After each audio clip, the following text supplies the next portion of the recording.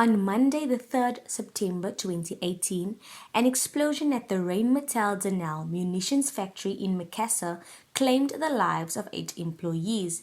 Exactly a year after the explosion, members of the Greater Makassar Civic Association, in conjunction with World Beyond War SA and the Disarm Rheinmetall movement, are calling for the arms factory to be closed. The aim of having arms industries dating back to 1977 was a ploy to defend apartheid.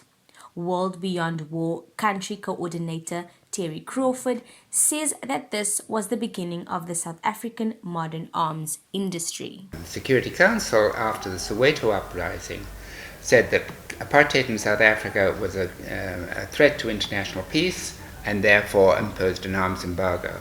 So then the apartheid government spent billions and billions on arms corps to develop weapons, including nuclear weapons, to defend apartheid. Obviously it didn't work. Thankfully it didn't work. But that was the beginning really of the modern South African arms industry. An investigation into the explosion led by a multidisciplinary internal team concluded that the cause was most likely a combination of human error and a highly complex electrostatic risk. Crawford says having an arms factory in a residential area does not only affect employees. Contamination goes into the water supply, it goes into the air, so the local residents who are not employed there are also at risk. And we had that, for instance, in another Denel plant, which we got closed down in 2007, where it was making tear gas, and the tear gas leaked and it got into the schools in Khayelitsha and Mitchell's Plain. Unfortunately, we got it closed down in 2007, but then they moved to Swartklip.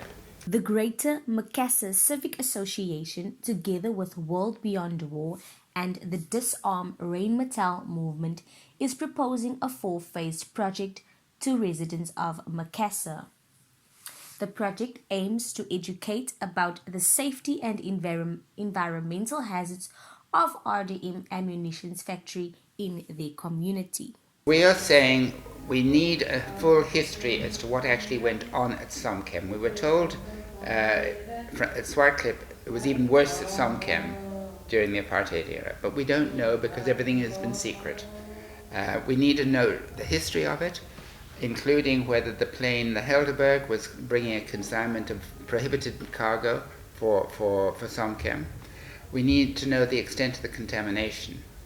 And then once we have some knowledge of that, the history, then we can go into what is the contamination, what is the cost of cleaning it up, can the land ever be used again for housing or factories or whatever. Terry Crawford says better jobs can be made on the land that is currently occupied by the arms factory, and continues to advocate for arms factories to be closed.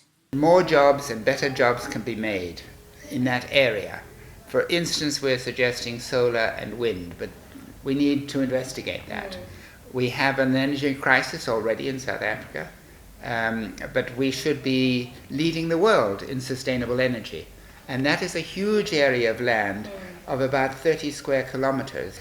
It's also a very capital-intensive industry. It's not a labor-intensive industry. So the idea of job creation is a fallacy.